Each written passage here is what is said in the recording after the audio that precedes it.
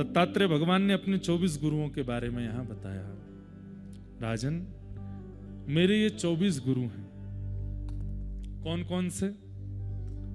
सबसे पहले पृथ्वी, वायु, आकाश, जल, अग्नि, चंद्रमा, सूर्य, कबूतर, अजगर, समुद्र, पतंगा या भौरा, मधुमक्खी, हाथी, शहद निकालने वाला, हिरण, मछली, वैश्या, कूरर पक्षी, बालक, कुंवारी कन्या, बाण बनाने वाला, सर्प, मकड़ी और भृंगी कीट।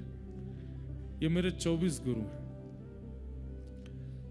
कई तो भूल गए होंगे कौन कौन से नाम बताए। कॉपी पेन लेके बैठे नहीं, कल हमने कहा था। चलो मन में ही आप याद कर लो। अब एक एक गुरु के बारे में देखिएगा क्या कह रहे हैं। उस बात को याद रखिएगा कि उद्धव ने क्या पूछा है। उद्धव ने क्या पूछा है कि त्याग बहुत दुष्कर है, ये कैसे हो सकता है। तब भगवान ने 3 मार्ग बताए हैं, या तो सेवन ही ना किया हो, या अति सेवन कर लिया हो, या मध्यस्थ बताया, गुरुजनों के यहां बैठ करके उनसे ज्ञान लेकर के अनुभव करके उसका त्याग कर दिया हो। ये तीसरा मार्ग है। आप संसार के विषयों से मुक्त कैसे हो सकते हैं? ज्ञान मार्ग से। और श्री दत्तात्रेय भगवान यहां अपने 24 गुरु बता रहे हैं। सबसे पहले गुरु का नाम है पृथ्वी तोड़ी। पृथ्वी से मैंने क्या सीखा? इधर देखिए सब लोग। दत्तात्रेय भगवान कहते हैं मैंने पृथ्वी से क्या सीखा? धैर्य, सहनशीलता। पृथ्वी के समान सहनशील कोई नहीं है संसार में। आवाज आ रही है? गड्ढा किया जा रहा है पृथ्वी में। हमें कोई जरा सी मच्छर भी काट जाता है तो लेके आते हैं, बोले रुक जाओ बाद में बात करेंगे, पहले इसकी हत्या कर दें। लेके बैठे रहेंगे, जैसे आया मर गया। अब बताओ क्या कह रहे थे? काट रहा है हमको। ये पृथ्वी और ये पर्वत पता है क्या है? ये पर्वत पृथ्वी के मुखमंडल है, केश हैं। और हम लोग क्या नहीं करते इस पृथ्वी पर? कितना भार बनाते हैं, कितना भार धर देते हैं, कितने गड्ढे करते हैं, कितना कुछ नहीं करते इस पृथ्वी का, लेकिन सदैव सहनशील रहती है। सिंचन करते हैं, एक प्रकार से बोरिंग करना, उससे जल निकाल करके पीना, हम एक प्रकार से पृथ्वी का सिंचन ही तो कर रहे हैं। और खेतीबाड़ी करना एक स्वरूप होता था, लेकिन अब तो जबरदस्ती औषधियां डाल करके जबरदस्ती उपजाऊ बनाते हैं पृथ्वी को। एक प्रकार से कह दिया जाए तो जैसे बाल उड़ गए, अब जबरदस्ती डलवा रहे, वो क्या बोलते उसको, हेयर ट्रांसप्लांट करवा रहे हैं, सुई नोच नोच के। अब भाई शरीर है, शरीर अपनी गति से चलता है, आप भले ही उड़ गए हो, अब उसमें जबरदस्ती सुई डलवा, शरीर को तो पीड़ा होती है। और कई लोगों के शरीर की पीड़ा फिर वो दिखने लगती है, वहां तो बाल आ जाते हैं पर अन्य अंगों पर वो दिक्कतें प्रकट कर देता है।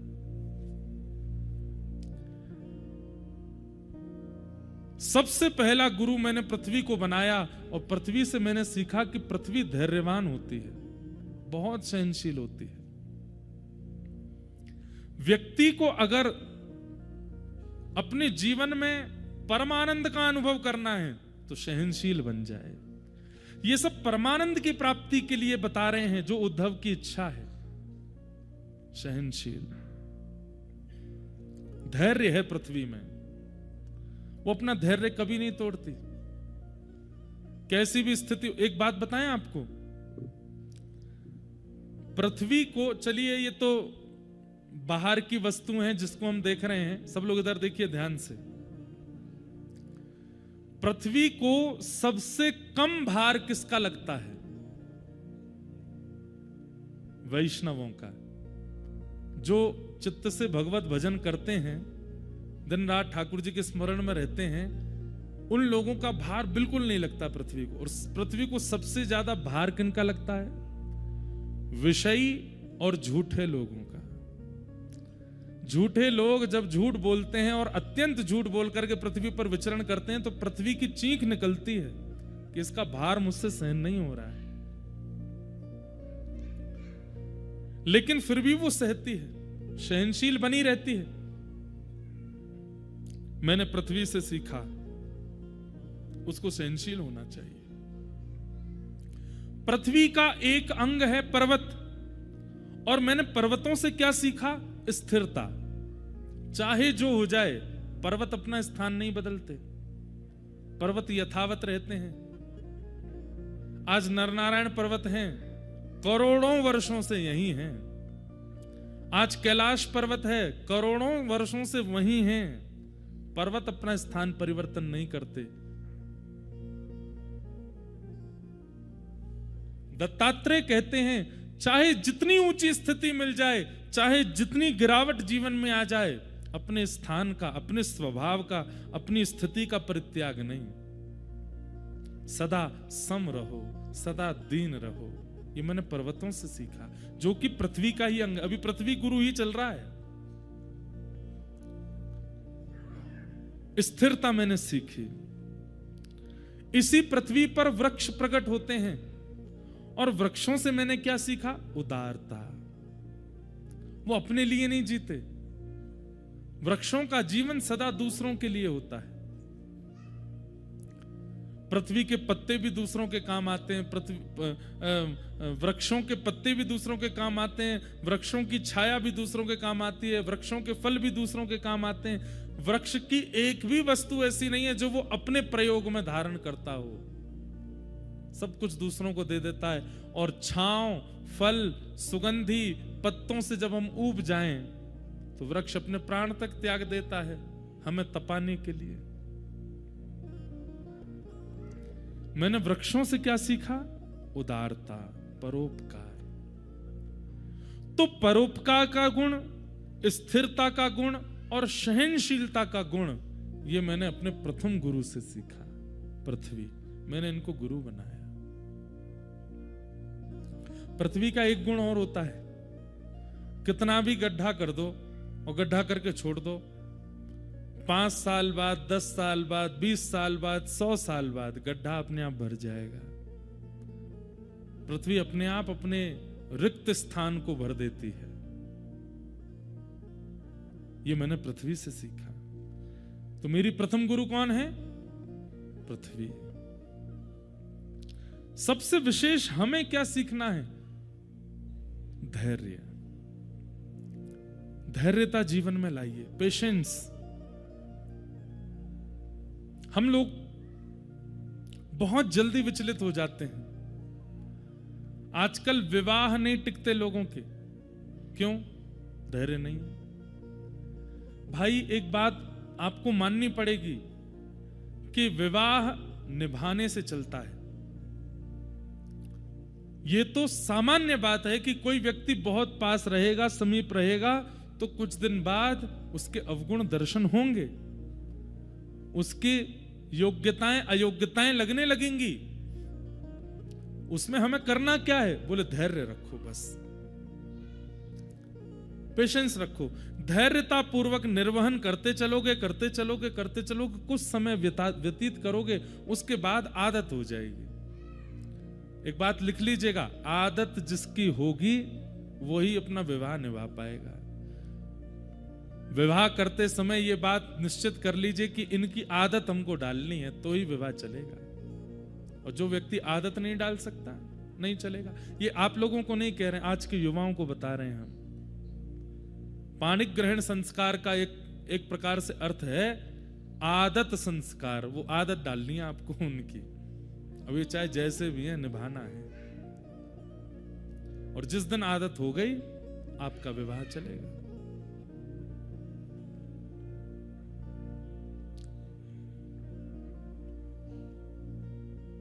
निभाना सीखिए, पेशेंस, अपने अंदर स्थिरता लाओ, धैर्यता लाओ।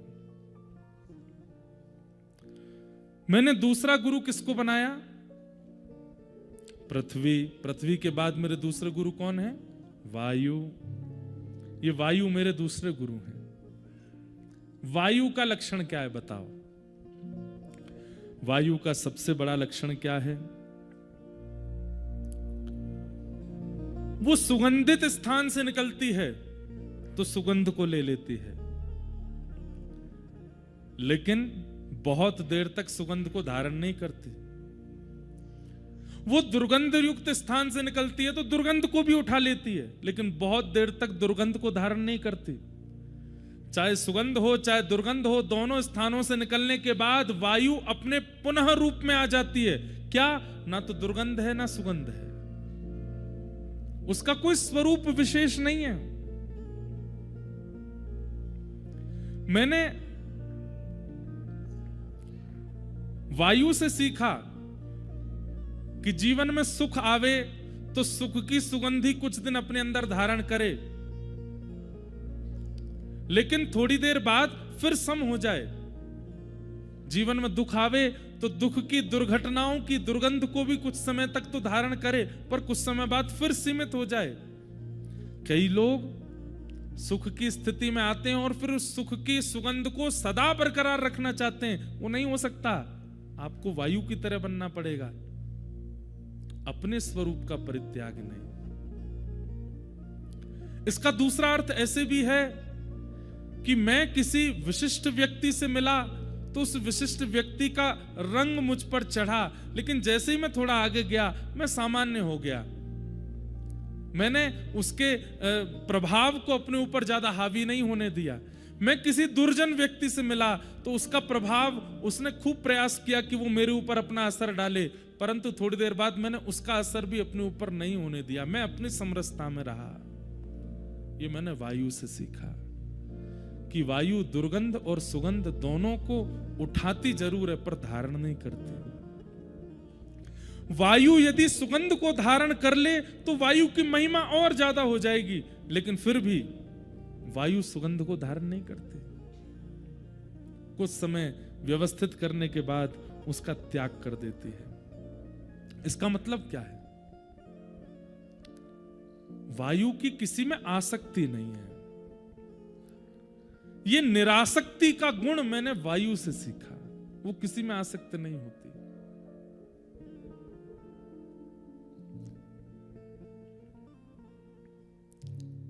किसी संत के पास किसी ने जाकर के माला पहना दी और उस संत ने उसकी अति प्रसन्नता नहीं की, तो सामने वाले व्यक्ति को मन में होने लगा मैंने इतनी महंगी माला पहनाई और ये मेरी प्रशंसा नहीं कर रहे हैं। लेकिन तभी किसी ने आकर के गाली भी दी, तो संत ने उसका भी कोई तिरस्कार नहीं किया। तब माला पहनाने वाले को लगा नहीं, ये व्यक्ति ही सम है। मेरे द्वारा प्रदत्त की गई माला या किसी के द्वारा प्रदत्त की गई गाली, उससे इन पर कोई असर नहीं हुआ।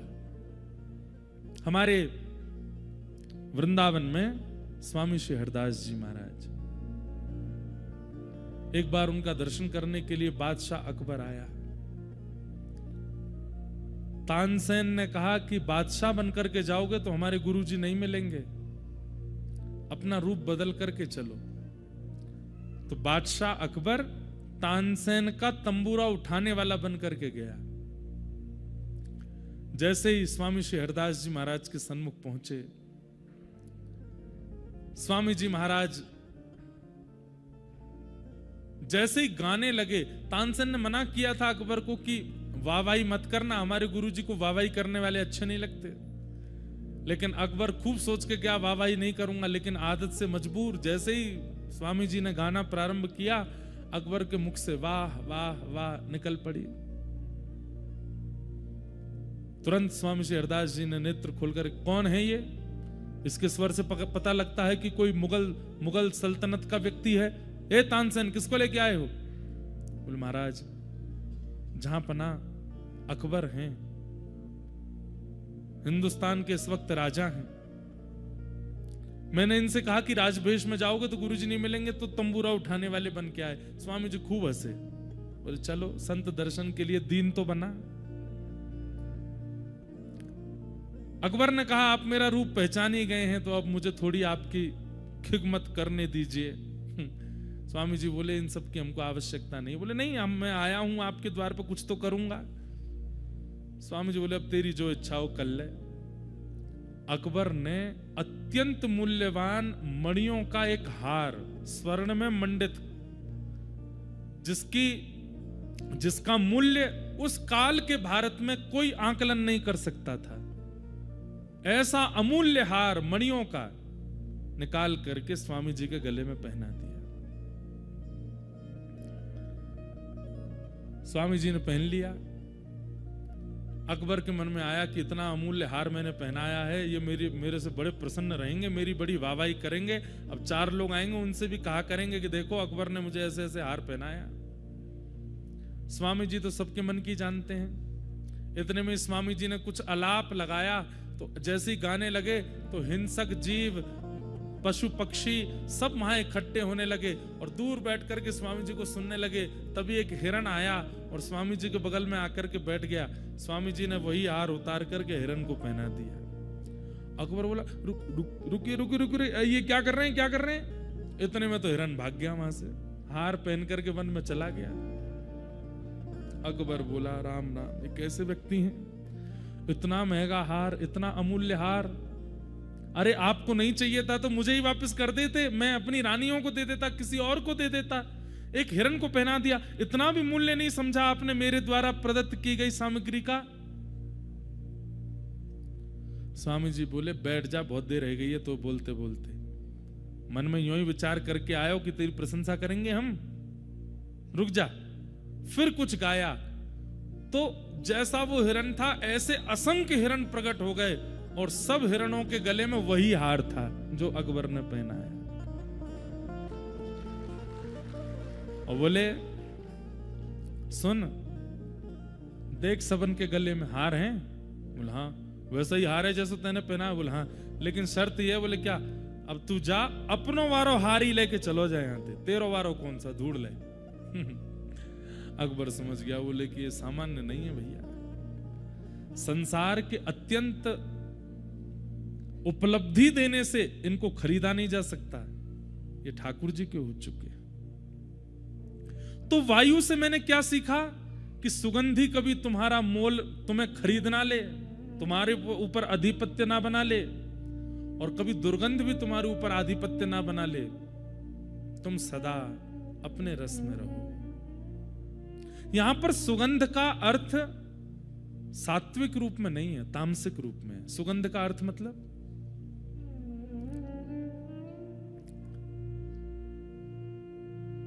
ऐसे जीव, ऐसे लोग जो आपको संसार के विषय कैसे प्राप्त होंगे वही मार्ग बताते हैं, वो सुगंध है। और दुर्गंध कौन? बोले पापी, दूषित कृत्य करने वाले लोग। इन दोनों को ही अपने चित्त पर आधिपत्य ना दिलाना, ये मैंने वायु से सीखा। वायु से मैंने ये सीखा, वायु से मैंने सीखा वो पवित्र रहती है, वो कभी किसी को अपने ऊपर आधिपत्य नहीं करने देती। मैंने तीसरा गुरु किसको बनाया? मेरे तीसरे गुरु का नाम है आकाश। ये आकाश मेरे तीसरे गुरु हैं। और इनसे मैंने क्या सीखा? बोलिए सब जगह विराजमान है। ऐसी दुनिया में कोई स्थिति नहीं है जहां आकाश ना हो। अरे तीनों लोगों में ऐसी कोई स्थिति नहीं है जहां पर आकाश ना हो। आकाश का मतलब क्या होता है पता है आपको? हम आप सब लोग इस पंडाल में बैठे हैं, आप और मेरे बीच में जो ये खाली है स्थान, ये भी आकाश है। आपके और ऊपर पंडाल के बीच में जो ये रिक्त स्थान है, यहां पर हाथ हिलाने पर जो हमें हवा का अनुभव हो रहा है, ये भी आकाश है। घड़ा है, घड़े को आपने बंद कर दिया, बंद करते उसके अंदर जो खालीपन भर गया है वह भी आकाश है। घड़े को खोल दिया तो वो घटाकाश महाकाश में मिल गया। हम जिसको देखते हैं वो महाआकाश है। और ये जो हमारे चारों तरफ हमें अनुभव हो रहा है, जो रिक्त है, जहां कुछ नहीं है, ये आकाश ही है। आकाश से मैंने क्या सीखा? उनकी उपस्थिति हर जगह है। ऐसा कोई भी स्थान नहीं है जहां पर आकाश नहीं है। इनसे मैंने क्या सीखा? अपने आप को ऐसा बना लीजिए कि कैसी भी व्यवस्था, कैसी भी परिस्थिति, कैसी भी स्थिति आपके सामने आ जाए, आप वहां उपस्थित होने में बिल्कुल संकोच ना करें। ये मैंने आकाश से सीखा। वो सर्वव्यापी है। मैं भले ही तन से कहीं ना रहूं, पर मेरे द्वारा दिया गया ज्ञान 1000 लोग सुन के जाएं, और जहां मैं नहीं हूं वहां भी मेरी बात बता करके, मेरे वचन सुना करके किसी का जीवन उद्धारक कर रहे हूं। यह आकाश का स्वभाव है। ये मैंने आकाश से सीखा। दूसरा मैंने आकाश से क्या सीखा? वर्षा हो, आंधी आवे, ओले गिरें, धूप पड़े, ताप पड़े, चंद्रमा हो, सबसे पूरी दुनिया में तबाही हो सकती है, सबसे पूरी दुनिया की व्यवस्था अव्यवस्थित या व्यवस्थित हो सकती है, आकाश का कुछ नहीं बिगड़ता। सब है आकाश में ही, पर आकाश पर उसका कोई प्रभाव नहीं होता। आकाश अपने रूप में रहता है। वर्षा हो, आंधी हो, ताप हो, इनका किसी का भी असर आकाश पर नहीं होता है। 3 लक्षण सीखे मैंने। पहला लक्षण क्या सीखा? सर्वव्यापकता। दूसरा लक्षण क्या सीखा? किसी भी स्थिति से हृदय पर प्रभाव ना पड़ना। और तीसरा मैंने आकाश से क्या सीखा? ये मुझे सबसे अच्छा लगा। क्या? असीमितता। मेरी कोई सीमा नहीं है, असीमित। मैं असीमित हूं। मैंने आकाश से सीखा कि अपनी सीमा तय मत कर लीजिए कि बस यहीं तक जाना है। नहीं, असीमित रहिए। अभी हैदराबाद में मेरी कथा थी, भाग्यनगर में, तो वहां रामानुजाचार्य भगवान का एक सुंदर विग्रह बना है, स्टैचू ऑफ इक्वालिटी।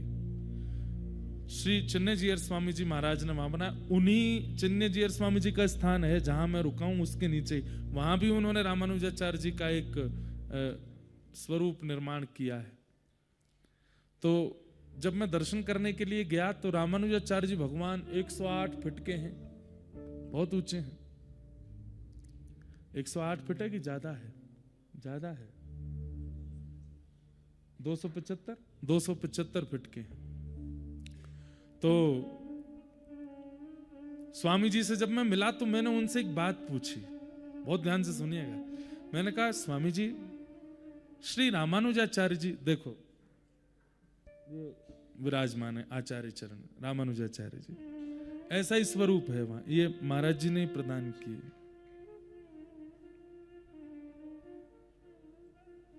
तो मैंने कहा, महाराज जी एक मन में संशय है, आपसे पूछ लूं? तो बोले पूछिए। मैंने कहा, ये दक्षिण भारत है और जब जेठ का महीना आता होगा, भीषण गर्मी, चिलचिलाती धूप आकाश में होती होगी, उस समय पर स्वामी जी के ऊपर जब तेज प्रकाश पड़ता होगा तो कहीं ना कहीं हम तो शिष्यगण हैं, हमें देख करके ऐसा लगेगा कि हमारे आचार्य चरण जो हैं वो ताप में तप रहे हैं। तो आपने ये स्वरूप ठाकुर जी आचार्य चरण का बनवाया, एक सुंदर छत्र भी बनवा देते ऊपर। आहा, कितना सुंदर उत्तर दिया। बोले नहीं, हम शिष्य हैं, हमारा स्वभाव होना चाहिए कि हमारे आचार्य की ऊंचाई असीमित हो। हम छत्र लगा करके उसको रोक ना दें, हम छत्र लगा करके उसको सीमित ना कर दें। हमारा तो भाव ऐसा होना चाहिए कि हमारे आचार्य चरण जितने हो सके आकाश की ओर प्रस्थान करते रहें, जितनी हो उनकी दिशा 10 दिशाओं में फैलती रहे, कीर्ति असीमित हो। उत्तर सुनकर के मेरा मन बड़ा प्रसन्न हुआ। ये एक ऐसा उत्तर था जिससे मतलब प्रश्न करने वाले के चित्त को ठंडक मिल गई, मैं आनंदित हो गया। आज दत्तात्रेय भगवान कहते हैं, मैंने आकाश को गुरु बना करके क्या सीखा? असीमितता। चाहे भक्ति मार्ग में भी हो, उसकी एक सीमा निश्चित नहीं होनी चाहिए। चाहे आप ज्ञान मार्ग में हो, उसकी भी कोई सीमा निश्चित ना हो। आप वैराग्य मार्ग के हो, उसकी भी कोई सीमा निश्चित ना हो। और आप संसारी मार्ग के हो, उसमें भी सीमा मत रखो, उसमें भी असीमित रहो। धन कमाना है, कितना कमाना? असीमित कमाओ। नाम ऐश्वर्य यश कमाना, कितना कमाना? असीमित कमाओ, सीमा मत रखो। जो व्यक्ति सीमा निश्चित कर लेता है, कहीं ना कहीं उस व्यक्ति को अपने जीवन में बहुत कुछ उतार चढ़ाव अनुभव होते हैं। पर जिस व्यक्ति की कोई सीमा नहीं है, चलते जाना है। अगर व्यक्ति को ना पता हो कि गिरिराज जी की परिक्रमा 22 किलोमीटर की है, तो 22 किलोमीटर चल जाएगा, उसको कुछ नहीं होगा। उसको पता है कि 22 किलोमीटर की है, इसीलिए 18 किलोमीटर बाद अरे कितनी और रह गई, अभी 3 किलोमीटर और है, अभी कितना और रह गया, कितनी दूर और है। सीमा पता है, इसलिए सीमा के नजदीक आने पर पीड़ा का अनुभव होने लगता है। आज आप धन कमा रहे हैं, मान लीजिए आपने सीमा निश्चित कर ली, इतना धन मुझको कमाना है, तो आपको उतार चढ़ाव, हानि, लाभ सबका अनुभव होगा। इसने मुझे बुरा कर दिया, अरे देखो मेरी यहां रुकावट आ गई, अब यहां मैं रुक गया, अब मेरी स्थिरता आ गई, अब इसने मेरे साथ छल कर दिया, कपट कर दिया, अब मेरे साथ बुरा कर दिया, मेरा समय खराब आ गया। क्यों? अब आपको यह लग रहा है सीमा आने वाली है और जाते जाते रुक जाता हूं। लेकिन असीमितता होगी, सीमा ही नहीं है, तो जीवन में आने वाली दुविधाओं से लगेंगे क्या, ठीक है आ जाओ, तुमको भी आना, तुम भी आ जाओ, चल तो रहेंगे, राह ही है, हम तो राह के, चलना हमारा काम है, चलते रहेंगे, कमाते रहेंगे जब तक कमाना, कोई सीमा तो है नहीं। किसी भी क्षेत्र में आप हैं, चाहे भक्ति के पथ पर हैं, चाहे ज्ञान के पथ पर हैं, चाहे धन के पथ पर हैं, चाहे वैराग्य के पथ पर हैं, असीमित रहो, सीमा निश्चित मत करो। ये मैंने आकाश से सीखा। आकाश की कोई सीमा नहीं है। समुद्र की सीमा हो सकती है, पहाड़ों की सीमा हो सकती है, नदी की सीमा हो सकती है, दो लोगों की सीमा नहीं है। एक तो आकाश, दूसरा बताओ मन, इसकी भी कोई सीमा नहीं है। एक तो आकाश असीमित होता है और एक इंसान का मन असीमित होता है, इसकी भी कोई सीमा नहीं। आजकल के लड़का लड़की 10-10 लोगों से संबंध रखते हैं, बेचारे वो ऐसा सोचते हैं कि ये निराश्रित हैं, हम आश्रय नहीं देंगे तो कहां जाएंगे, बेचारे भटकेंगे।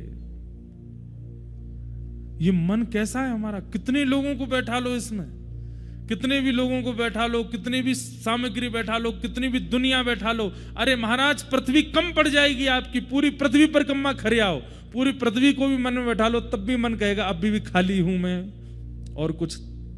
अब अमेरिका में लोग बाग जाते हैं, स्पेस उसमें बैठ करके जाते हैं, ऐसा मैंने सुना, 15-20 मिनट के लिए जाते हैं, फिर लौट के वो वापस आ जाते हैं।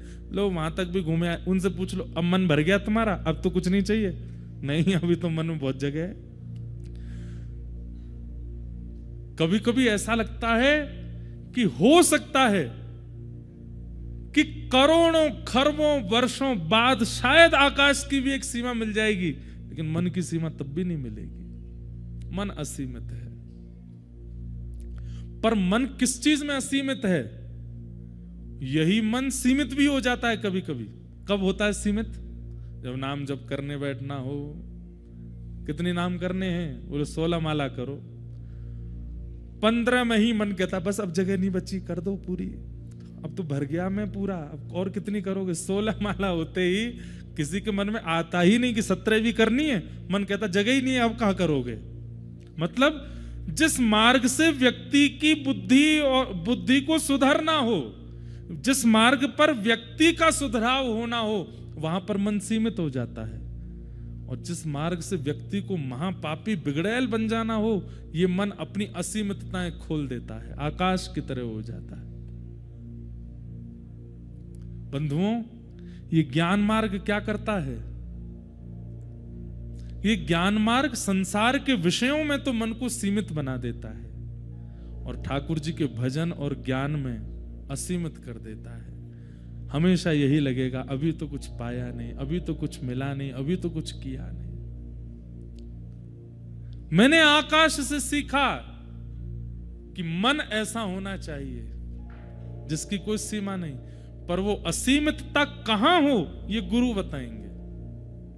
क्योंकि आज तो हमारी स्थिति ऐसी है कि हम संसार के विषयों में असीमित रहते हैं, पर गुरु कृपा करके ठाकुर जी के भजन में असीमित बनाते हैं।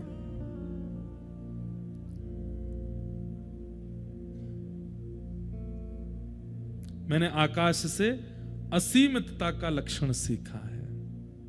असीमित। अब मैंने अगला गुरु गिनते जाओ, कितने हो गए? 3 हो गए। इन सब गुरुओं से आप क्या सीख रहे हो वो भी आप लिखते जाओ कहीं ना कहीं, उसमें वो भी अनुभव करते जाओ। आप भी सोचिएगा आकाश में और क्या सीख रहे हैं हम, आकाश से और हमें क्या मिल रहा है, वायु से हमने और क्या सीखा, पृथ्वी से हमने और क्या सीखा। ये सब आप भी अनुभव करते रहिए। और क्या ऐसा है इनमें जो हमें सिखाता है। भगवान उद्धव को सुना रहे हैं और दत्तात्रेय यदु महाराज को सुना रहे हैं। मैंने अगला गुरु किसको बनाया? बोले मेरे चौथे गुरु का नाम है जल। क्या? जल। जल का लक्षण क्या है? जल का सबसे पहला लक्षण पवित्रता। जल पवित्र होता है। जल का, अच्छा देखो, कितना भी मैला जल क्यों ना हो, उसको रख दो थोड़ी देर, थोड़ी देर रखने के बाद मैल नीचे आ जाएगा, जल अपनी पवित्रता को धारण कर ले। आप कहोगे महाराज जी नहीं, हमने तो खूब कीचड़ मिला दी, बैठ ही नहीं रही। अब जल खत्म हो गया, कीचड़ ज्यादा है, लेकिन जल अपने अस्तित्व में होगा तो कीचड़ को नीचे कर देगा, गंदगी को नीचे कर देगा। उसका स्वभाव है, वो अपवित्र रह ही नहीं सकता, वो सदा पवित्र रहता है। जल का स्वभाव है पवित्रता। चाहे कितने भी विषय जीवन में आ जाएं, आप कहते हैं बस थोड़ी देर का ध्यान करने दीजिए, उस विषय का त्याग तो मैं करता हूं। ये जल से मैंने सीखा कि वो अपने पवित्रता के लक्षण का त्याग नहीं करता। जल का दूसरा लक्षण मैंने क्या देखा? उसको कितना भी गर्म कर दो, कितना भी भयंकर गर्म कर दो, जैसे ही गर्म ताप से उसको दूर करोगे अपने आप ठंडा हो जाएगा। अच्छा, जल से मैंने क्या सीखा? गर्म करना पड़ता है, ठंडा करना नहीं पड़ता, ठंडा अपने आप हो जाता है। मतलब किसी के क्रोध से, किसी के युद्ध से, किसी के लड़ने से, किसी की बातों से सामने वाले को गर्म कर दिया जाता है। पर हम लोग ऐसे हैं कि ठंडा भी हमको कोई आगे करे तो ही होते हैं। कोई आकर के मनावे, फुसलावे, हाथ पांव जोड़े, क्षमा मांगे, चरण वरण पकड़े, थोड़ी बलैया वलैया ले ले, थोड़े मन वांछित की इच्छा पूरी कर दे, तब हम ठंडे होते हैं। पर मैंने जल से क्या सीखा? कि जल शीतल होता है, उसका स्वभाव शीतल है। उष्णता जल का स्वभाव नहीं है। गंगा जी में यहां उंगली डाल करके देखना, कल उंगली काय को डालो, सिर डाल के देखो,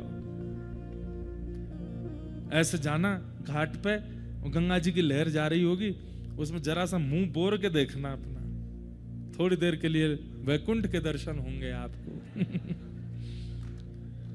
कितनी देर तक तो यही नहीं पता चलेगा नाक यहां आ गई है कि आंख नीचे चली गई है, इतनी शीतलता है। लेकिन इसी शीतलता का अनुभव आप ऋषिकेश में भी करोगे, हरिद्वार में भी करोगे, और आगे चलते चले जाओ, कानपुर पहुंच जाइएगा, काशी पहुंच जाइएगा, और आगे प्रयागराज पहुंच जाइएगा, और आगे चलते चले जाइए, गंगा सागर में भी जाकर के आप अनुभव कर सकते हैं कि जल शीतल ही है, क्योंकि जल का स्वभाव शीतल है। आप उसको गर्म करेंगे तो आपको पात्र में लेना पड़ेगा, साथ हीटर लगाना पड़ेगा, तब जाकर के ही वो उष्णता को प्राप्त होगा। मतलब हम आपको एक टास्क दे रहे हैं, चलो आज, अभी कितने बज रहे हैं? 6:01 हो रहा है। कल शाम 6:01 तक ऐसे ही रहना है आपको, गुस्सा में मुंह बनाए रखो, क्रोध में ही रहो, किसी से सीधे मुंह बात मत करो, और बस गुस्से में ही रहो, चिल्लाते रहो, फटकारते रहो, इसी भाव में रहो। संभव है? नहीं, असंभव है, वह असंभवता है। लेकिन आपसे कह दिया जाए कल 6:02 तक प्रसन्न मुद्रा में रहो, मंद मंद मुस्काते रहो, यह संभव है। इसका मतलब क्या है? जो जल का स्वभाव है वही हमारे चित्त का स्वभाव है, उसमें कोई परिवर्तन नहीं है, एक स्थिति, एक रास्ता है। ये मैंने जल से सीखा। पधारे महाराज।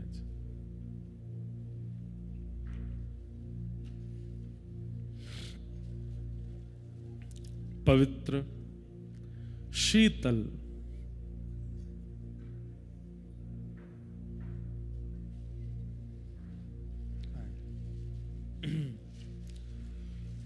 श्रीमन्नारायण नारायण नारायण,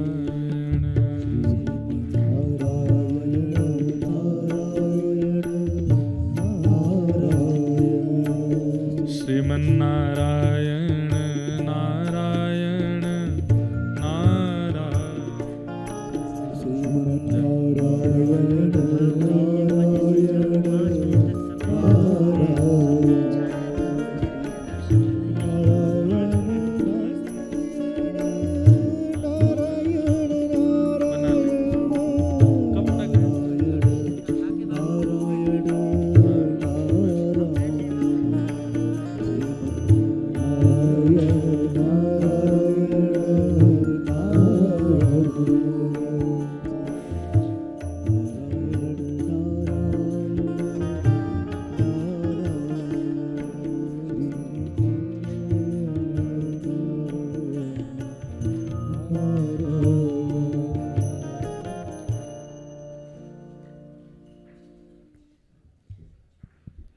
श्री सर्वेश्वर कुंज आश्रम वृंदावन से महाराज जी पधारे हैं। आपकी भी कथा बद्रिकाश्रम में चल रही है।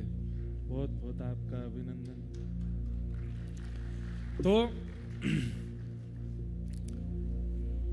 जल से हमने क्या सीखा? श्री दत्तात्रेय भगवान कहते हैं जल का पहला स्वरूप है पवित्रता। वो पवित्र रहता है। और जल का एक स्वरूप और है, स्वयं भी पवित्र रहता है, और जिस स्थान पर उसका प्रयास किया जाए, प्रोक्षण किया जाए, उस स्थान को भी पवित्र कर देता है। तो जल का स्वरूप क्या है? पवित्र। एक तो होते हैं, कई लोग ऐसे होते हैं संसार में, खुद तो पवित्र बन जाते हैं, पर उनके प्रभाव से, उनके स्वभाव से, उनकी वाणी से, उनके दर्शन से कोई पवित्र नहीं होता। जल की पवित्रता लानी है चित्त में, मतलब स्वयं भी पवित्र रहिए और जिससे मिली उसको भी पवित्र कर दीजिए। ऐसी पवित्रता लाओ। दूसरी बात, जल का दूसरा स्वभाव है शीतलता। उष्ण करने के लिए, उसको गर्म करने के लिए साधन लेना पड़ता है, पर जल का वास्तविक स्वभाव शीतल ही रहता है। ठीक वैसे ही हम कैसे रहें? शीतल ही रहें, सदा ठंडे रहो। कोई बिल्कुल किसी भी प्रकार से उष्णता लाने की आवश्यकता नहीं। हाँ, कई बार जैसे माताओं को बच्चों को सुधारने के लिए गुस्सा करना पड़ता है, बड़े दफ्तर में काम करते हैं तो अपने नीचे के लोगों को संभालने के लिए थोड़ा क्रोध करना पड़ता है, गुरुजनों को, शिष्यों को संभालने के लिए क्रोध करना पड़ता है, परंतु किसी की व्यवस्था को व्यवस्थित करने के लिए क्रोध करना पड़े तो वो क्रोध गलत नहीं।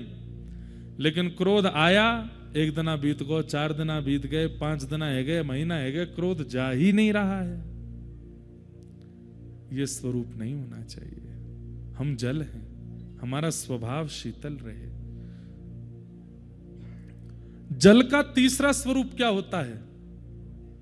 अत्यंत मैले कुचैले व्यक्ति के भी मैल को दूर कर देता है। मतलब अत्यंत ऐसा व्यक्ति जिसको कोई स्वीकार नहीं कर रहा है, वो भी जब जल के सानिध्य में आ जाता है तो जल उसको भी स्वीकार करता है और स्वीकार करके उसको भी पवित्र और शुद्ध बनाता है। सब जगह भटक लिए, सबने दरवाजे बंद कर दिए। एक कथा आती बड़ी सुंदर।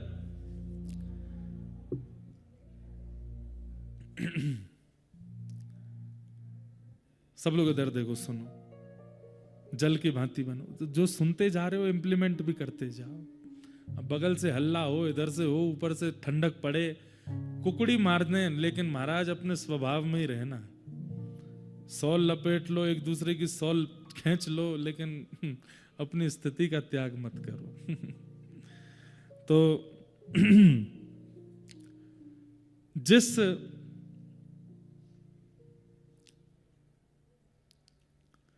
धोबी ने सीता जी पर प्रश्न चिन्ह उठाया, जब भगवान स्वधाम जाने लगे अपनी लीला पूरी करके। तो कहते हैं अयोध्या में जितने लोग थे सबके लिए विमान आया, पर उस व्यक्ति के लिए नहीं आया जिसने हमारी आचार्या पराम्बा जगदम्बा किशोरी जी पर प्रश्न उठाया। सबके लिए विमान आया, सब अपने अपने विमानों पर बैठ करके जाने लगे। तब राम जी ने अंत में कहा, पुष्पक विमान में राम जी और पूरा राम दरबार बैठा। राम जी ने हनुमान जी से कहा, हनुमान एक काम करो। बोले क्या? जाओ देख करके बताओ कोई रह तो नहीं गया अयोध्या में, सबका विमान आ गया, सब बैठ गए ना। हनुमान जी महाराज व्यवस्था देखने गए, कोई रह तो नहीं गया, सब बैठ गए साकेत जाने के लिए। तभी हनुमान जी ने देखा कि सरजू जी के तट पर वो धोबी रो रहा है। हनुमान जी बोले, तुम क्यों रो रहे हो और तुम विमान में क्यों नहीं बैठे? बोले मेरे लिए विमान आया नहीं। अरे तो तुम्हारे लिए आया, किसी और के में बैठ जाओ। बोले मुझे कोई विमान बैठा नहीं रहा, और मैं किसी में बैठ भी जाता हूं तो विमान उड़ता नहीं है, विमान ही कहने लगता है कि ये अनधिकारी है, इसको उतारो पहले। हनुमान जी लेकर के उसको गए और ले जाकर के राम जी के सामने प्रस्तुत किया। राम जी बोले, अच्छा तुमको कोई विमान स्वीकार नहीं कर रहा? बोले नहीं।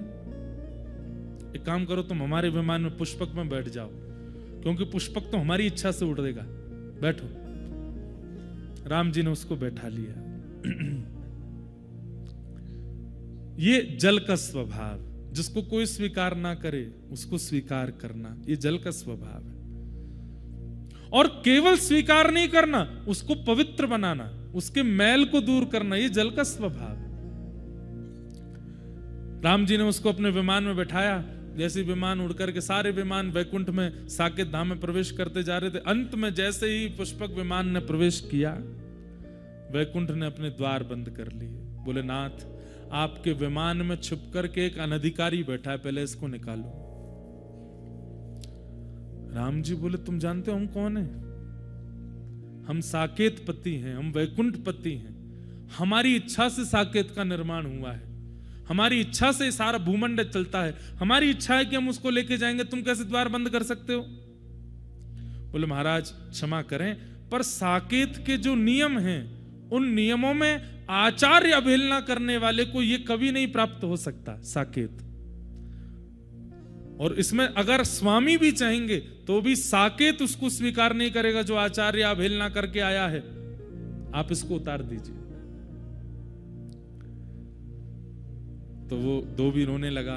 बोले राम जी आप मुझे उतारी दो। बोले सुनो, तुम एक काम करो, तुम साकेत में तो नहीं जा पाओ, देखो तुमने गलती अपराध तो तुमने किया है, सीता जी पर प्रश्न चिन्ह उठाया तुमने, गलती तो है तुम्हारी। बोले जी तुम एक काम करो, हम इंद्र से बात करते हैं, तुम स्वर्ग में रह लो, स्वर्ग तो अच्छा है।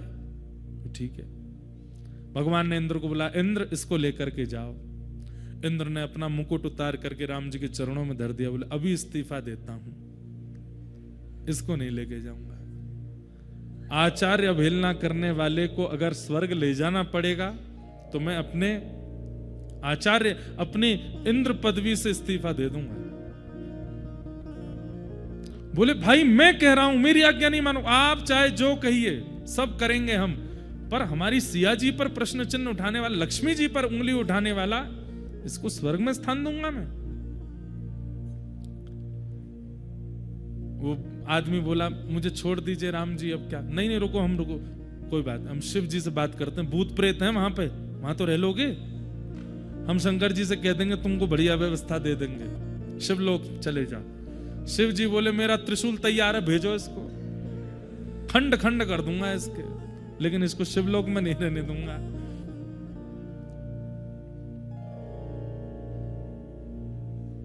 अंत में भैंसा पर बैठे हुए यमराज दिखे राम जी को, तो व्यक्ति रोने लगा। बोले अब तो यही लोक बचा है, यमलोक। हे नाथ कोई बात नहीं, मैं यमलोक ही चला जाऊंगा। नहीं कोई बात, तुम यमलोक चले जाओ, पर यम यातना तुमको नहीं भोगनी पड़ेगी, वहां रहने का स्थान तो मिल ही जाएगा तुमको। हम बोल देते हैं यमराज जी से, यमराज जी। बोले जी इसको तेल में मत पकाना, इसके साथ में उल्टे सीधे काम जो तुम्हारे नरक में होते हैं वो सब इसके साथ मत करना। यमराज जी बोले भगवान आप चाहें जो आज्ञा कर दीजिए, मैं पापियों को ले जा सकता हूं, मैं अपराधियों को ले जा सकता हूं, पर आचार्य अवहेलना करने वाले के लिए तो शब्द ही नहीं है। ये पापी भी नहीं है, ये दुष्ट भी नहीं है, ये राक्षस भी नहीं है, ये उनसे भी गया गुजरा है। सोच लीजिए, जब प्रेत लोक में इसको स्थान नहीं मिल रहा तो फिर यमलोक में कैसे मिल जाएगा? मैं इसको नहीं ले जा सकता। सोचिए, आचार्य अवहेलना करने वाले के लिए साकेत लोक से लेकर के यमलोक तक के द्वार बंद हो गए। अरे प्रेत योनि में भी स्थान नहीं मिल रहा है, मतलब प्रेत भी उससे पवित्र हैं जो आचार्यों की अवहेलना करता है। अब वो रोने लगा, मैं कहां जाऊं? राम जी को उस पर इतनी दया आ गई। राम जी बोले रुक। बोले क्या? मैं दूसरा साकेत धाम बनाता हूं, उसमें मैं और तू दोनों रहेंगे। और राम जी ने अपनी भृगुटी टेढ़ी की, एक और साकेत धाम बना दिया। और जैसे ही उसमें ले जा करके रहने लगे, सब देवी देवता प्रकट हो गए। बोले नाथ ऐसा नहीं, नहीं तुम लोग जाओ, चलो यमराज जी तुम यमलोक ही संभालो, शिवलोक ही संभालो, तुम इंद्रलोक ही संभालो, और साकेत रहे तू प्रसन्न, मैं नहीं रहूंगा आप तेरे पास। अरे मेरी आज्ञा नहीं मान रहे हो? राम जी को क्रोध आ गया। मैं कह रहा हूं इसको स्वीकार करो, तू क्यों नहीं कर रहे हो? बोले भगवान आप जिद कर रहे हो कि स्वीकार करो, स्वीकार करो, स्वीकार करो। आपने एक बार भी ये क्यों नहीं पूछा कि ऐसा ये क्या करे जिससे इसका पाप नष्ट हो? संसार में हर पाप को दूर करने का एक समाधान है। बोले बताओ क्या करे ये? बोले अगर आचार्य हमारी सीता जी अगर इसको क्षमा कर देंगे तो इसका अपराध मुक्त हो जाएगा, हम इसको स्वीकार कर लेंगे। तब सिया जी को बुलाया। वो तो राम जी से भी ज्यादा करुणामयी है। सीता जी ने उसको बालक मान के सिर पर हाथ फेरा, हृदय से लगाया और कहा ये तो मेरा वत्स है, मैं इसे क्षमा करती हूँ। जैसे ही क्षमा किया, अब तो होड़ लगी। इंद्र कह रहे मैं लेके जाऊंगा, यमराज कह रहे नहीं नहीं मेरे पास आएगा, मैंने कह दी तेल में नहीं पकाऊंगा तुझे। शिव जी बोले बेटा भूत प्रेत तेरी रखवाली करेंगे, चल तू शिव लोग चल दे। साकेत बोले ये तो यहाँ रहेंगे। अब सब उनको मांगने लगे। इससे दो बातें प्रकट हुई। पहली बात कि राम जी कितने शीतल स्वभाव के हैं। जल का स्वभाव क्या है? जिसको कोई स्वीकार नहीं करता उसको जल स्वीकार करके पवित्र कर देता है। ठाकुर जी ऐसे ही हैं। बंधुओं, मंदिर में जाने से पहले एक बार अपने आप से पूछिए, क्या हमने ऐसे कर्म किए हैं कि हम बद्रीनाथ भगवान को इस शरीर से देखें? क्या हमने अपने जीवन में बहुत पवित्रता का ध्यान रखा है जो हमको गर्भगृह के बाहर बैठा करके हमसे पूजा कराई जाए? हम उस लायक भी नहीं है कि हम बद्रीनाथ भगवान के सामने खड़े हो सकें, लेकिन फिर भी हम खड़े होते हैं, देखते हैं, दर्शन करते हैं, प्रसाद पाते हैं। क्यों? क्योंकि वो हमारे अवगुण नहीं देखते। उनका स्वभाव जल के जैसा है। सूरदास जी कहते हैं हरि जी मोरे अवगुण चित ना धरो, हरि जी मोरे अवगुण चित ना धरो। हे हरि जी मोरे अवगुण चित ना धरो, हरि जी मोरे अवगुण चित ना धरो। समदर्शी प्रभु नाम तिहारो, समदर्शी प्रभु नाम। हम आपको सूत्र बता रहे हैं सर्दी से बचने का। एक तो ताली बजाओ, दूसरा ऊंचे स्वर में गाओ। महाराज बिल्कुल ने को उजाड़ो नहीं लगेगा। हमें पता है बहुत सर्दी है, लेकिन आप लोग भाव से गाओ। हरि जी मोरे अवगुण चित ना धरो, हरि जी मोरे अवगुण चित ना धरो। हे हरि जी मोरे अवगुण चित ना धरो, हरि जी मोरे अवगुण चित ना धरो। समदर्शी हरि नाम तिहारो, समदर्शी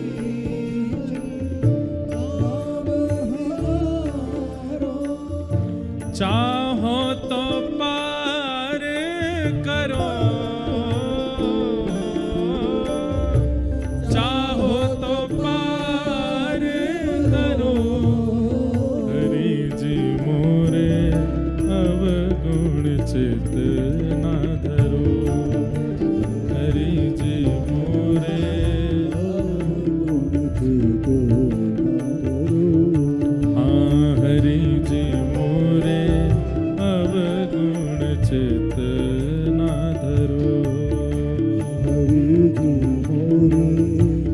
बद्र विशाल भगवान की जय।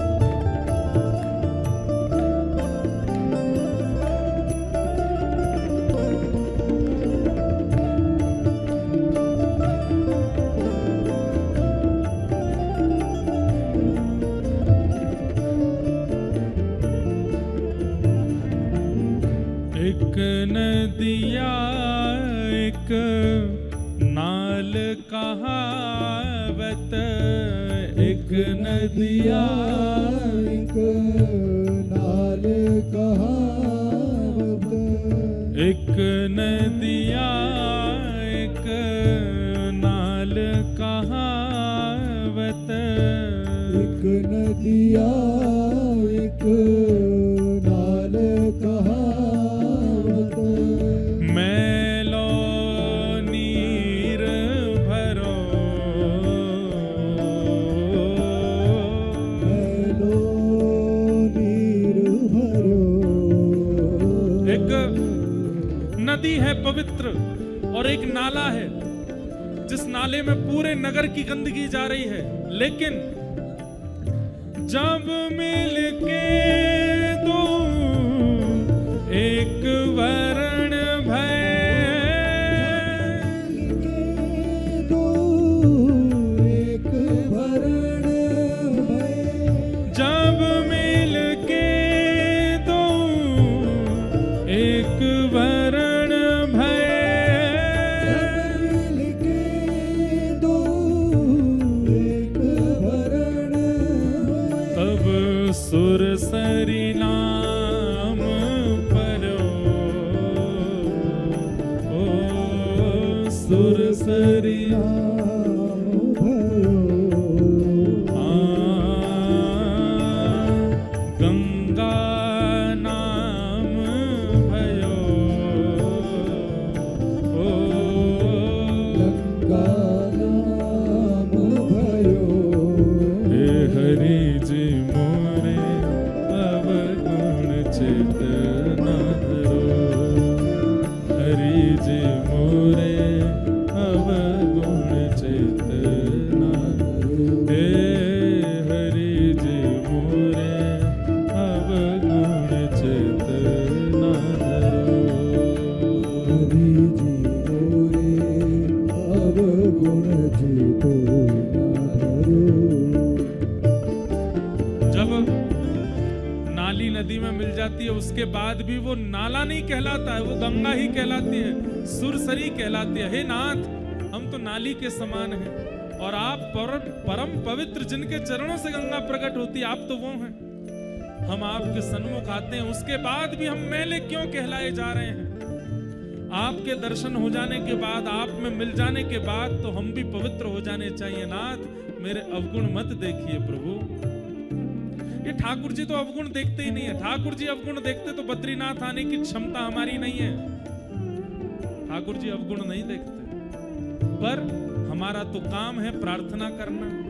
सूरदास जी कह रहे हैं, एक माया एक ब्रह्म कहावत, एक माया एक ब्रह्म कहावत, ओ एक माया एक ब्रह्म कहावत, एक माया एक ब्रह्म कहावत। हे सूर श्याम झगरो,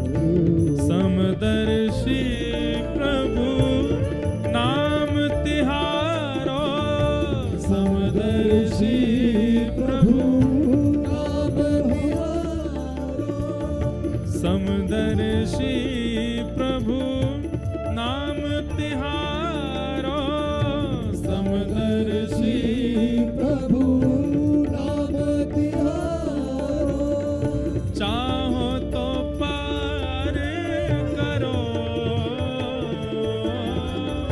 चाहो तो पार करो।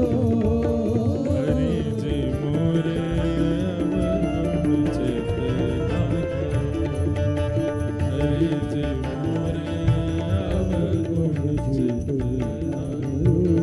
ओ हरि जी मोरे अवगुण चेतना धरो, हरि जी मोरे अवगुण चेतना।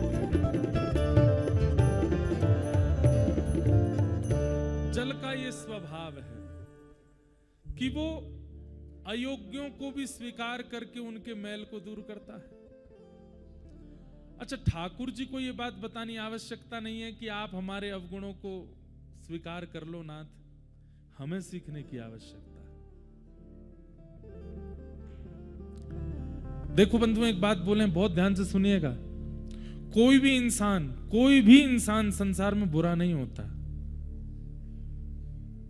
जैसे हरा और नीला रंग बुरे नहीं होते, पर दोनों एक साथ अच्छे नहीं लगते। ऐसे ही कोई व्यक्ति हरा है, कोई व्यक्ति नीला है। अब उन दोनों को आप संग बैठा दोगे तो दोनों में बनेगी नहीं। हरे को लगेगा नीला खराब है, नीले को लगेगा हरा खराब है, पर वास्तविकता यह है कि दोनों ही अच्छे हैं, पर दोनों का सामंजस्य अच्छा नहीं है।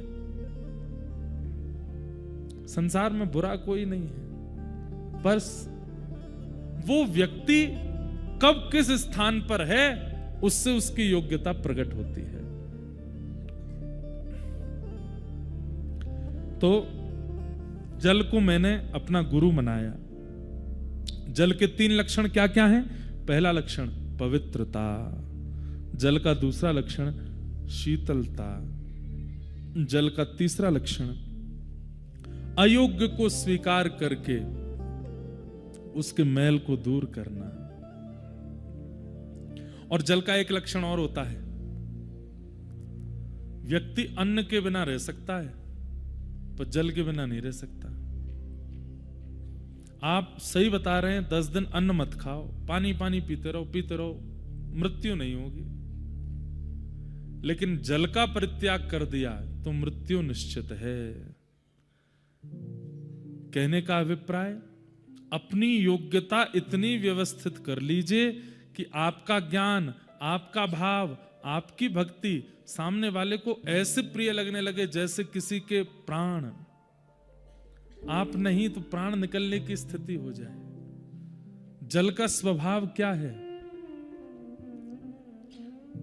प्राण धारण करता है, प्राणों की रक्षा करता है। बंधुओं, कोई भटक रहा है तो ये भी तो उसके प्राण जा रहे हैं। ऐसे भटके हुए के भी प्राणों की उसको संभालना, वो भी तो प्राण रक्षा है। स्वामी विवेकानंद ने कितनों के प्राणों की रक्षा की, केवल अपने वचनामृत से, अपनी कथा से। ये जल का स्वभाव है, वो प्राणों की रक्षा करता है।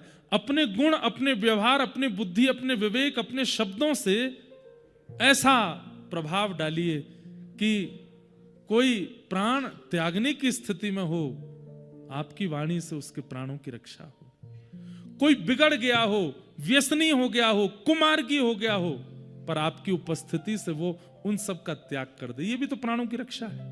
ये मैंने जल से सीखा।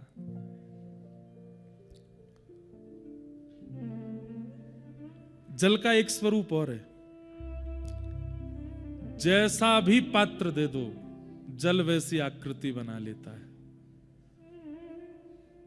हम लोग कैसे हैं? हम जैसे हैं वैसा पात्र लाओ, हम जैसे हैं वैसी स्थिति बनाओ, हम जैसे हैं वैसा वातावरण करो।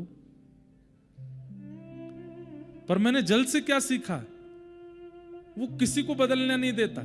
जैसा है रहो, मैं आपके जैसा हो जाता हूं। चलो यहां पे ये आकृति है, ऐसे बन जाती है। आकृति विशेष धारण करता है, ये मैंने जल से सीखा। तो मेरा गुरु कौन? कितनी चीज सीखी हमने जल से? कितनी? 4। चलो काउदनाथ बीच में पूछ और लूंगो, 2-3 दिन बाद बताओ पृथ्वी से क्या सीखा था। और जो नहीं बताएगा वाकू दंड होएगा कि सब श्रोतान को रसगुल्ला खिलाओ। चलो आज ढूंढ के ला भाई, कहां है बद्रीनाथ में रसगुल्ला।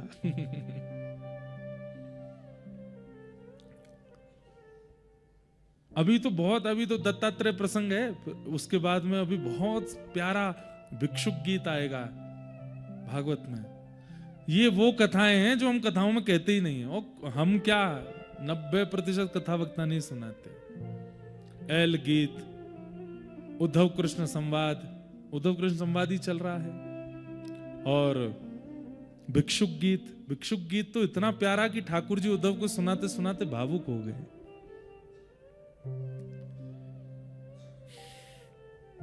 तो जल के बाद मैंने अगला गुरु अपना किसको बनाया? अग्नि। ये कौन से गुरु हैं? कितने गुरु हो गए? ये 5वें गुरु हैं, अग्नि। अग्नि से मैंने क्या सीखा? पहला गुण ज्योति में, प्रकाश में। उपस्थित जहां हुए वहां फिर अज्ञान रूपी अंधकार है ही नहीं। जहां अग्नि उपस्थित हो जाती है वहां अंधकार नहीं रहता। मतलब मैंने अग्नि से क्या सीखा? मैं जहां जाऊं वहां कोई असमंजस में ना हो, वहां कोई विचलित ना हो, वहां कोई अंधकार में ना हो, वहां कोई अज्ञान में ना हो। मेरी उपस्थिति वहां के व्यक्तियों के चित्त से असमंजसता को दूर कर दे, अज्ञान को दूर कर दे, विकारों को दूर कर दे, अंधकार को दूर कर दे। ये मैंने अग्नि से सीखा। वो जहां प्रकट होती है प्रकाश कर देती है। अग्नि का दूसरा गुण क्या है? हम सब भटक गए हैं, हम सब खो गए हैं। जैसे शरीर माध्यम है भगवत प्राप्ति का, पर हमने शरीर को माध्यम बना लिया विषय प्राप्ति का। शरीर माध्यम है बद्रीनाथ भगवान की प्राप्ति का, पर हमने शरीर को माध्यम बना लिया। बताओ नेक्स्ट से तले भय समोसा की प्राप्ति का। समोसा खाना है इस शरीर से। एक जड़त्व स्विट्जरलैंड देखने के लिए शरीर को माध्यम बना लिया। विषय वस्तु के भोग के लिए हमने शरीर को माध्यम बना लिया। इसका मूल माध्यम खो गया है। अग्नि क्या करती है? प्रकाश करके खोई हुई वस्तु को प्रकट कर देती है। रात में लाइट चली जाए, फोन खो गया, नहीं मिल रहा, मोमबत्ती जलाओ, देख लो, टॉर्च जला करके मिल जाती है। खोई हुई वस्तुओं को प्रकट कर देती है। मतलब आपका ज्ञान कैसा हो कि जो व्यक्ति वास्तविकता को भूल चुका हो, वास्तविकता से खो गया हो, वो वास्तविकता से अवगत हो जाए, ऐसा ज्ञान। ये मैंने अग्नि से सीखा। अग्नि प्रकट कर देती है खोई हुई वस्तु को भी। अग्नि का तीसरा स्वरूप मैंने क्या सीखा? तेजोमय होती है। दूर से देख लो, दर्शन कर लो, प्रणाम कर लो, दंडवत कर लो, समीप आने का प्रयास मत करना। क्यों? क्योंकि अग्नि का स्वभाव है, वो जलाती नहीं है, अपने जैसा रूप दूसरे को देती है। अग्नि जलाती नहीं। वो तो हम लोग कहते हैं जला है तो वो जलाना ही, पर वास्तविकता में अग्नि क्या करती है? वो जैसी खुद है वैसी दूसरों को बना देती है। उसके समीप जाओगे तो आप भी अग्नि बन जाओगे। अग्नि से मैंने सीखा। और अग्नि का सबसे विशिष्ट गुण, कुछ भी दे दो, लकड़ी दे दो, लोहा दे दो, सोना दे दो, चांदी दे दो, हमें कुछ भी दे दो, तो हम वस्तु के अनुरूप अपना भाव बनाते हैं। आपने मुझे स्वर्ण दिया तो हम मंद मंद मुस्का के, अच्छा स्वर्ण दिया। आपने चांदी दी तो थोड़ी मुस्कान कम होगी। आपने नकली लॉकेट दे दिया तो मुस्कान ही नहीं होगी। मीराबाई जब विदा होकर के गई तो जैसे ही अपने ससुराल पहुंची तो द्वार पे इनकी ननद आ गई। तो ननद ने आकर के कहा, भाभी जी पहली बार घर में प्रवेश करोगी, नेक तो दो। तो मीराबाई बोली, क्या नेक दूं? बोले भैया ने हाथ वाले नेक दिए, कड़ूला कंगन आप गले वाला दो। मीराबाई बोली ऐसा दूंगी कि जीवन भर आपको याद रहेगा, सफल हो जाएगा आपका जीवन। बोले क्या दोगी? मीराबाई ने तुरंत कंठी माला निकाल करके पहना दी।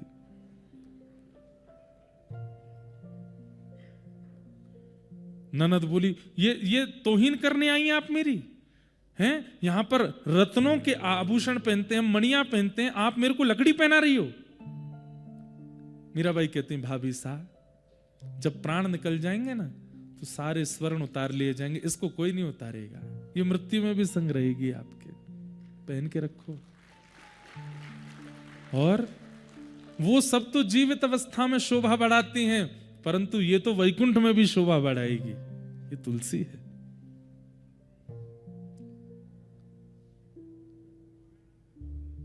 अग्नि का सबसे बड़ा स्वरूप क्या है? उसको कुछ भी दे दो वो एक रस रहती है। आप लकड़ी डाल दो, आप लोहा डाल दो, आप सोना डाल दो, आप चांदी डाल दो, सबको अग्नि ही बना देगी। आप सोना डाल करके अग्नि से कहो हे अग्नि देवी अब मैंने सोना दिया, अब मुझे जलाना नहीं, हाँ नहीं, वो फिर भी जलाएगी।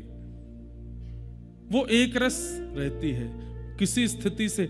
और इसका दूसरा रूप यह है सब पचा लेती है,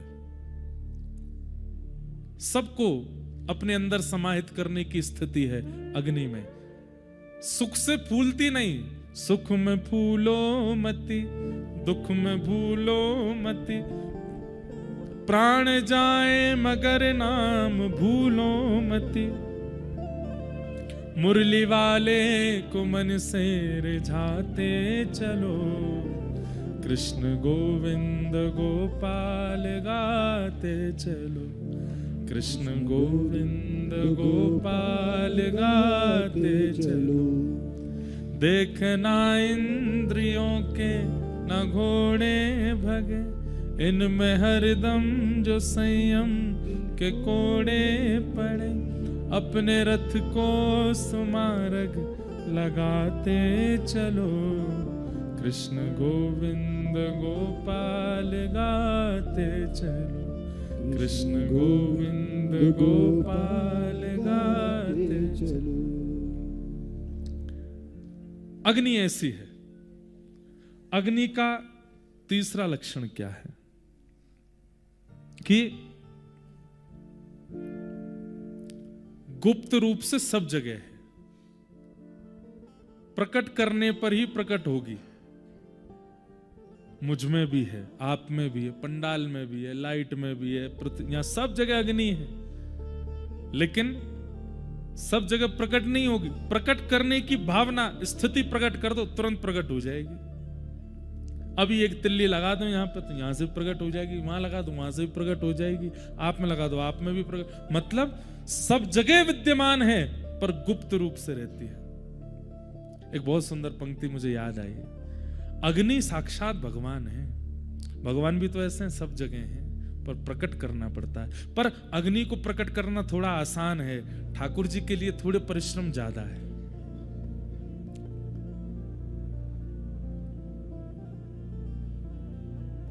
किस देवता ने आज मेरा दिल चुरा लिया, किस देवता ने आज मेरा दिल चुरा लिया, रहता था पास में सदा लेकिन छुपा हुआ, रहता था पास में सदा लेकिन छुपा हुआ। जैसे छुपी हुई आवाज है वैसे ही छुपे हुए देवता हैं। रहता था पास में सदा लेकिन छुपा हुआ, रहता था पास में सदा लेकिन छुपा हुआ। करके दया दयाल ने करके दया दयाल पर्दा उठा लिया करके दया दयाल ने पर्दा उठा लिया किस देवता ने आज मेरा दिल हो मेरा दिल चुरा लिया। गोपाल भट्ट गोस्वामी के पास तो जब से शालिग्राम जी आए तब से ही राधारमण जी थे, लेकिन प्रतीक्षा कर रहे थे कि एक दिन इतना प्रेम प्रकट हो जाए कि मुझे प्रकट होना पड़े। और जब विरह प्रकट हुआ, प्रेम प्रकट हुआ, भाव प्रकट हुआ, रुदन हुआ, और जब आर्तनाद हुआ गोपाल भट्ट गोस्वामी जी का, गोपाल भट्ट की हृदय वेदना प्रगट्यो शालिग्राम रूप सुधा को खान हमारो श्री राधा रमण जुलाल। बोलो राधा रमण लाल की। रहता था पास में सदा लेकिन छुपा हुआ रहता था। आज हम सबके पास भी हैं, छुपे हुए रहते हैं ठाकुर जी, लेकिन हमारी स्थिति, हमारा हृदय, हमारी भावना जिस दिन इतनी तीव्र हो जाएगी उस दिन क्या होगा? करके दया दयाल ने करके पर्दा उठा लिया किस देवता ने आज मेरा दिल चुरा लिया किस देवता। तो अग्नि सब जगह है, प्रकट करनी पड़ती है। ऐसे ही मैंने अग्नि से सीखा कि सब जगह पहुंच जाना आवश्यक नहीं होता। आओ नहीं, आदर नहीं, नहीं नैन प्रेम, तुलसी तहां न जाइए, बुलाया जा रहा हो, बहुत प्रेम से आदर पूर्वक कहा गया हो तो ही वहां उपस्थित होइए। उपस्थित होना आपके लिए सब जगह उपस्थित होने के लिए अपने आप को व्यवस्थित रखो। कहीं भी आप जा सकते हो, पर बिना प्रकट किए आपको उपस्थित ना होना पड़े। जबरदस्ती कहीं मत पहुंच जाओ। अग्नि से मैंने सीखा सब जगह आपका पहुंच जाना जरूरी नहीं होता। जहां बुलाया जाए, जहां आवश्यकता हो, वहीं प्रकट होइए। और अग्नि से मैंने और क्या सीखा? बड़ी, चौड़ी, छोटी, लंबी, हर प्रकार की लकड़ियां डाली जाती हैं अग्नि की समिधा में, पर उनके आकृति के अनुसार अग्नि अपना रूप नहीं बनाती। अग्नि अपने रूप में रहती है, अपने रस में रहती है। मेरे अगले गुरु कौन हैं? मेरे अगले गुरु हैं कौन से? कितने गुरु हो गए? छठवें गुरु कौन हैं? चंद्रमा। चंद्रमा से मैंने क्या सीखा? चंद्रमा से मैंने सीखा कि चंद्रमा की कलाएं घटती बढ़ती रहती, पर चंद्रमा अपने रूप में ही रहता है। आज कौन सी तिथि है? कौन सी तिथि है आज? है सृष्टि, पंचमी है, सृष्टि है, जो भी है। चंद्रमा की कलाएं घटती रहती हैं। आज सृष्टि कहां से? कल चतुर्थी थी, कल करवा चौथ था ना, पंचमी हुई आज। हाँ, पंचमी है आज। करवा चौथ से याद आई। तो आज पंचमी, अब आज चंद्रमा, कल से और घट गए होंगे, पर उसकी कलाएं घटती बढ़ती रहती हैं, पर चंद्रमा एक रस रहता है। जीवन में कई सारे उतार चढ़ाव और कई सारी ऐसी व्यवस्थाएं आती हैं जिनसे हमारी स्थिति घटती बढ़ती रहती है। कभी कमाई ज्यादा होगी, कभी कमाई कम होगी, कभी हमारी पूछ ज्यादा होगी, कभी हमारी पूछ कम होगी, कभी हम ज्यादा श्रेष्ठ लगेंगे, कभी हम बहुत कम अश्रेष्ठ रहेंगे। पर इन सब कलाओं के घटने बढ़ने से अपने आप के मूल स्वरूप को आप विघ्न मत कर दीजिए। आप तो रहोगे, सदा रहो। मैंने चंद्रमा से ये सीखा। और एक और बात, मैंने चंद्रमा से क्या सीखा? शरीर छोटा था, युवा हुआ, बड़ा हुआ, वृद्ध हुआ, मृत्यु तक पहुंच गया, पर आत्मा एक ही रूप में रहती है। आत्मा जन्म से लेकर अंत तक वो अपनी कला नहीं घटाती बढ़ाती, वो एक ही रूप में रहती है। शरीर का मोटा होना, पतला होना चलता रहता है, पर आत्मा मोटी पतली नहीं होती, आत्मा तो एक ही रूप में रहती है। ये बात मुझे पता होनी चाहिए कि मेरी आत्मा एक रस रूप में है। इस प्रकार ये आज 6 गुरु ही हम लोग श्रवण कर लेते हैं। आगे के जो गुरुजन हैं उन पर हम कल दोपहर 3 बजे से चर्चा करेंगे, और श्री उद्धव कृष्ण संवाद में दत्तात्रेय के 24 गुरुओं का प्रसंग कल पूरा हो जाएगा। फिर आगे के प्रसंग में हम लोग चलेंगे कल ही। बहुत सुंदर चल रहा है। नित्य यहाँ प्रसंग सुनकर के जाया कीजिए। और उद्धव कृष्ण दोनों संग बैठे हैं यहाँ पे, कृष्ण के रूप में सुभद्र विशाल भगवान, उद्धव जी तो बगल में बैठे ही हैं, उनका जाके दर्शन किया करो, नित्य प्रार्थना किया करो। ऐसे हमारी आप सबसे प्रार्थना है। खूब आनंद के साथ में कथा चल रही है। कल भी कथा इसी समय पर ही होगी। आप सब लोग 3 बजे तक अपने अपना स्थान ग्रहण कर लें। हमारे लिए परम सौभाग्य है, इतने अवकाश और इतनी व्यवस्थित और इतने कम संख्या में यहाँ बद्रीनाथ में हम आप सब लोग इतना मार्मिक प्रसंग सुन रहे हैं। ये मैं फिर कह दूं, ये प्रसंग दोबारा प्रकट नहीं होगा बहुत जल्दी। इसके लिए तो बद्रीनाथ ही आना पड़ेगा हमें फिर से, तभी ये प्रकट हो सकता है।